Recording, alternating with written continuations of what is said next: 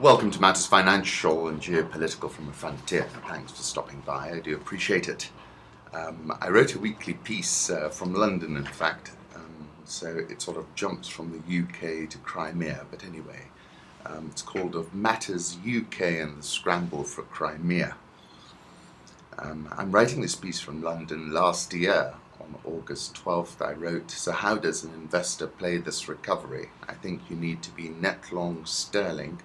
I reckon there is an outside chance that UK property, which is projected to rally 25% over 5 years, achieves that in 24 to 30 months.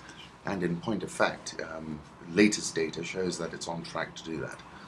The economy in the United Kingdom has gained traction and momentum, and most economists expect the UK to be the fastest growing economy in the G7 in 2014. My hosts were describing to me how they'd been looking to buy an apartment recently and had discovered that the owner with whom they were negotiating had not completed on his purchase. He'd made a purchase of that same apartment about 2 months prior.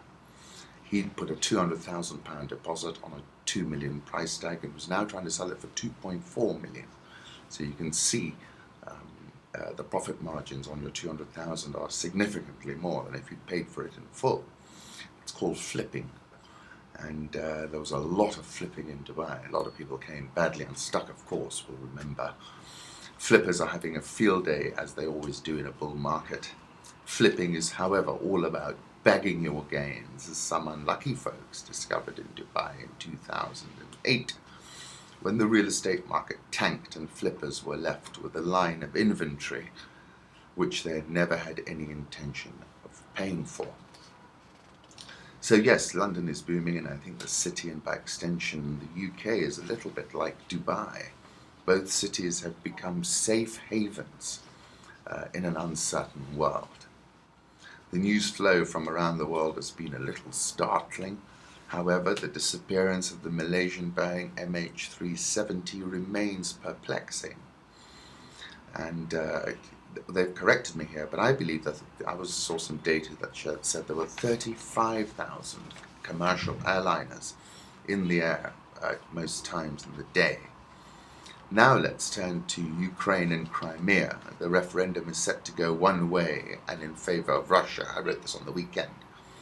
And in a delicious irony, President Putin is invoking the R2P doctrine. The R2P doctrine stands for Responsibility to Protect, and was a new international security and human rights norm to address the international community's failure to prevent and stop genocides, war crimes, ethnic cleansing, and crimes against humanity. So I think it's quite clever, really. It would be simply unconscionable for Putin to lose Crimea. It would represent the castration of Russia as a geopolitical player because of the port, Sevastopol. It was Zbigniew Brzezinski who said Ukraine, a new and important space on the Eurasian chessboard, is a geopolitical pivot because its very existence as an independent country helps to transform Russia. Without Ukraine, Russia ceases to be a Eurasian empire, I would say without Crimea. However, if Moscow regains control over Ukraine with its 52 million people and major resources, as well as access to the Black Sea, that's key, Russia automatically again regains the wherewithal to become a powerful imperial state spanning Europe and Asia. And in my article I was saying, the Ukraine crisis has seriously infected Russian assets, which I've been saying are very, very cheap in a buy, and they're going up since yesterday. The Russians might well have sold more than $100 billion of US treasuries in a counter-reaction over the previous week. And it shows you, when you then go and look at the sanctions, that Putin struck first and struck very hard. And of course, gold is always beholden to tail risks. It's up about 14%, but it looks very overcooked to me up here. I'll put a photograph up of Dubai from the sky taken, I think, 26 days ago. My macro thoughts are that you continue buying Russia and the MI6. The MI6 trades on 4.5 times earnings, which is a ludicrous level. And the ruble, I think, similarly is cheap. Russia is a rich country. And I think what we've seen is, anyone who wanted to get out has probably gotten out now. Russia's ruble rebounded yesterday from a record low, climbing 0.6% to 42.7821. I think that's a buy. The MySex rallied 3.7%. It slumped 7.6% the previous week. I think you can still buy it. My home thoughts turned to the moon over Muthiga mini market 6 days ago. And this is what Rumi says of the moon. At night I open the window and ask the moon to come and press its face against mine. Breathe into me, close the language door and open the love window. The moon won't use the door, only the window. Then I took a photograph of the moon over Shepherd's Bush in London over the weekend. Goes continuing with Rumi, be melting snow, wash yourself of yourself. That's pretty powerful, isn't it? I'll put up a photograph of the snow-capped peaks of Switzerland. And then my favourite quote of Rumi's, you were born with wings, why prefer to crawl through life? Really fantastic. Political reflections. The US and the European Union obviously retaliated over the Crimea referendum by targeting sanctions against Russian and Ukrainian officials on Monday, a move widely greeted with skepticism as toothless than they were. The White House imposed sanctions against 11 named individuals, 7 senior Russian politicians and officials, and 4 Crimea-based separatist leaders accused of undermining the democratic processes and institutions in Ukraine. Did not target the Russian President Vladimir Putin or key figures in his inner circle. EU imposed sanctions on 21 individuals. Well, this is what I think. I think Putin is way ahead. I think he's been all strategy in the US because Victoria Nuland had tipped her hand a little bit. It's all tactics. The way the argument is being made is just not resonating. We live in a multipolar world and in an information war. The consistently hysterical and strident pitch, I think, is not working.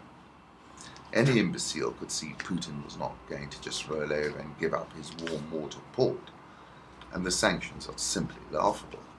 Interestingly, and from the previous wrap-up, you will note Putin placed his punch first by apparently liquidating about $100 billion of treasury securities that Russia was holding.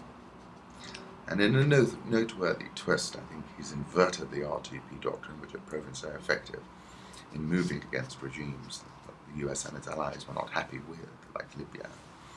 That was all R2P. Do you remember when he was supposedly threatening the people in Benghazi, and that was the trigger for the intervention?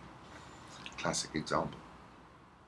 But Putin has turned it on its head and said, I've got to protect these Russian folks, who, by the way, happen to be in a majority. I'll put up a photograph of President Barack Obama announcing the sanctions, and the response to that announcement by a chap called Dmitry Rogozin on Twitter. He says he's the Deputy Prime Minister of Russia and head of the Military Industrial Commission, special envoy of the President. And he says very sarcastically, here it finally came to me, the real world acclaim. I thank the Washington Obcom. I think some prankster prepared the draft of this act of the US President. Then he asked, Comrade Barack Obama, what should do those who have neither accounts nor property abroad, or you didn't think about that? Putin's approval ratings, by the way, and this is a report in Bloomberg, bolstered after Russia hosted its first Winter Olympics last month, reached a 3-year high as he poured troops into Crimea amid the overthrow of the Kremlin-backed government in Kiev. Russians, and this is important to look at it from their side, see his defiance of the West over Ukraine as a sign of strength, reinforcing his image as a leader who restored his country's greatness from the post-communism chaos of the 1990s. 72% of Russians approve of Putin, and that's, you see, extremely popular. The involvement of the US in a situation which it has nothing to do with is very irritating. I support Crimea joining us because otherwise NATO would be in Ukraine, hurting Russia's security. That's the point. Crimea has been home to Russia's Black Sea Fleet since its founding by Catherine the Great in 1783, after the Ottoman Empire ceded the peninsula. It was part of Russia until Soviet leader Nikita Khrushchev gave it to the Ukrainian Socialist Republic in 1954, when Putin was 14 months old. Sevastopol, home to the Black Sea Fleet, is a symbol of Russian heroism. Not unlike the Alamo for Americans, the city was under siege by the British and the French during the Crimean War in the 1850s, and then by Nazi forces in 1941 and 1942. And just saying that Putin has cemented Russia's role in the Middle East via his support of Assad, and really, I mean, that was quite remarkable because he stood very firm in the face of a lot of a lot of barbs and attempts to break that partnership. Cash and anything you could think of was thrown at it, wasn't it? And then, Putin once described the breakup of the Soviet Union as the biggest geopolitical catastrophe of the 20th century. Named Person of the Year in December by the Times of London, they're right. Propelled the president back into the front ranks of effective world statesmen. The country was in ruins under Boris Yeltsin, said Batashev, the Moscow trader. Despite all of Putin's disadvantages, he's a tough and uncompromising leader who managed to transform Russia into a better place than it was a decade ago. I think that's correct. And this is interesting, with the presidential term extended to 6 years from 4, Putin, first elected in 2000, may stay in power until 2024 if he runs and wins again in 2018. And then an interesting side story which people have missed. Eyes on Crimea, China makes its move. This is an article in the Asia Times. While much of the world was busy watching Russia swallow Crimea, few realized that an also dangerous territorial tit-for-tat had begun to unfold earlier this month, more than 5,000 miles away in the South China Sea. At Second Thomas Shoal, a handful of Philippine Marines have long been stationed and reprovisioned on the rusting deck of the BRP Sierra Madre, a Philippine naval ship half sunk into the reef in 1999. Ever since, the vessel and the Marines have served to embody Manila's claim of sovereignty over the shoal. More recently, China has tried to raise the salience of its own claim by intensively patrolling the area. On March 9, 2014, China made a move to end the status quo at the shoal. For the first time in 15 years, Beijing stopped Manila from delivering supplies to the Sierra Madre. The Chinese Coast Guard forced 2 Philippine ships to turn away. Manila answered the blockade by successfully dropping food and water to the Marines by air. It was then up to Manila whether to send in another supply or ship, and up to Beijing whether to leave it alone, chase it away, sink it, or shoot it down. China claims that the Philippine ships were loaded with construction materials to build up Manila's position. Manila says the ships were merely trying to reprovision the Marines to improve the conditions there, not to expand or build permanent structures on the shoal. There's a very good graphic I found saying everything we know about the Malaysian Airlines Flight 370. Clearly, whoever's taken that plane knew exactly what they're doing. They flew in and sort of radar black spot. It's just astonishing, really.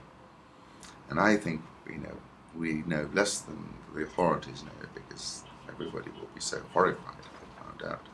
But it is extraordinary. Huge move in cosmology. They found a residual marker for inflation, the idea that the cosmos experienced an exponential growth spurt in its first trillionth of a trillionth of a trillionth of a second. It's such fascinating science. I really find it fascinating. Theory holds that this would have taken the infant universe from something unimaginably small to something about the size of a marble. Space has continued to expand for the nearly 14 billion years since. Super, and it's a smoking gun, all about the cosmic background radiation.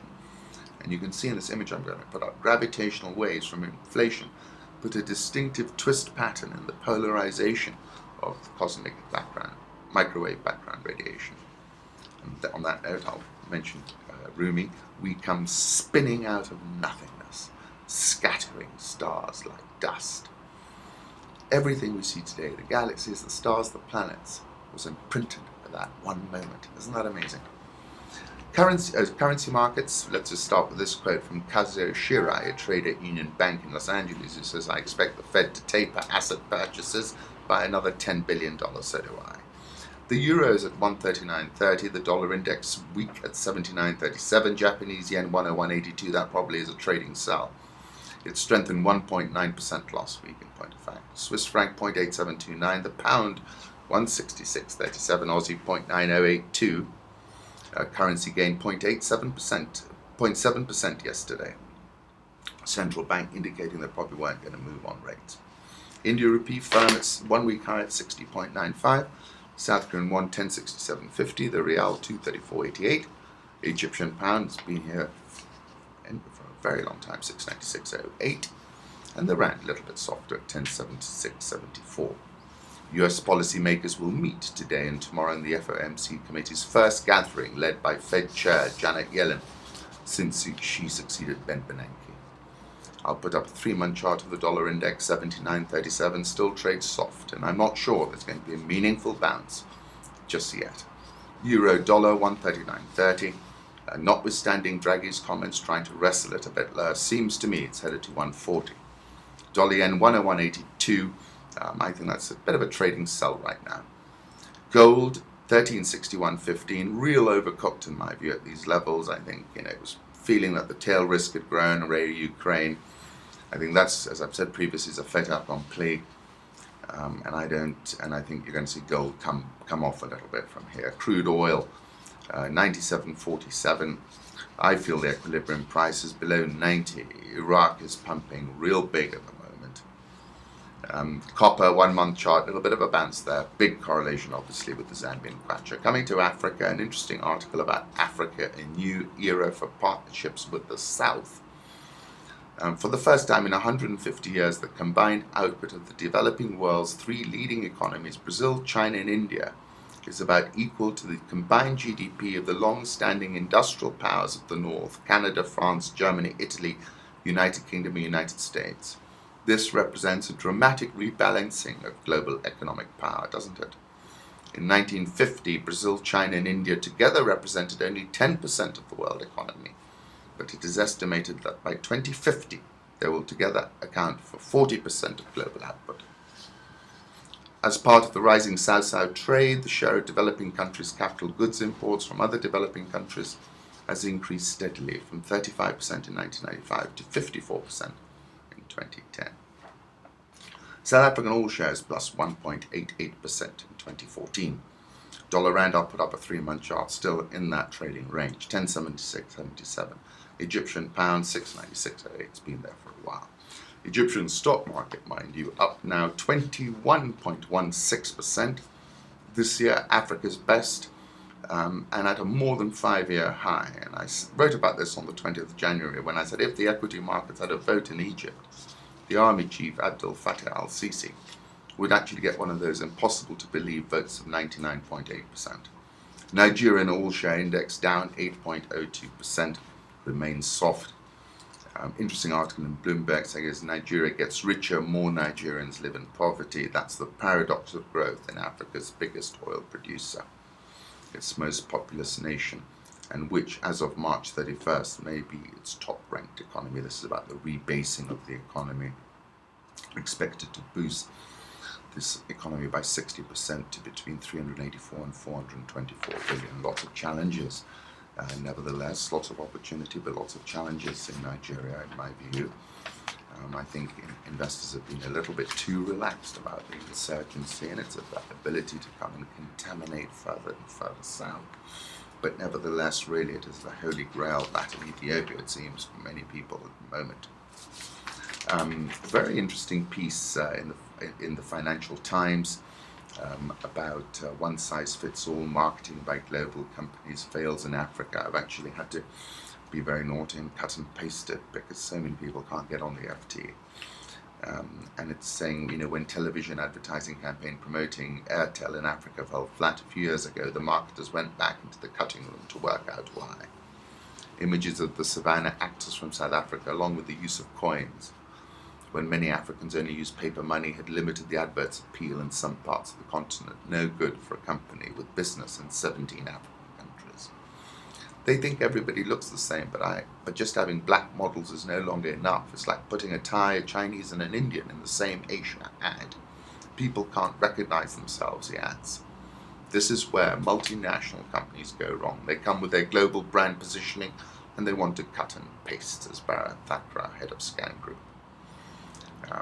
And talking about the consequences of failure, the size of the market, Africa still makes a tiny proportion of the annual $500 billion spend on advertising worldwide.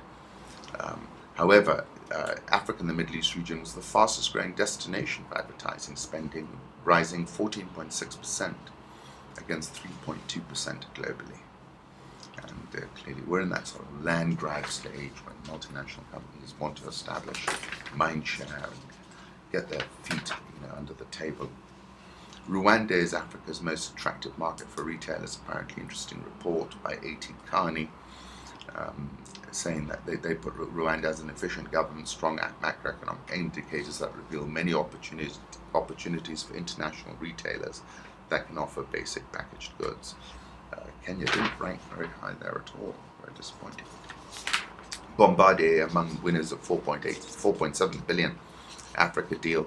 This is the train deal for Transnet and GE, China's CNR rolling stock, will supply 465 diesel locomotives, while Bombardier and China's CSR Zuzu electric locomotive won the contract for 599 electric locomotives. Coming to Kenya, Bob Collymore at the CEO Forum in Geneva says he expects consolidation in the Kenyan mobile industry. Kenyan police have arrested 2 men after they were tracked and found to have 2 large bombs that may have been aimed for use in the area of the port of Mombasa. Our first suspicion is that they are Al-Shabaab, especially because of their origins, said Robert Kitua. Police recovered 2 large improvised explosive devices of handmade bombs from the men. We suspect they were planning to detonate them somewhere around Mombasa, he said. If they had detonated, they would have caused massive destruction, Kitua said.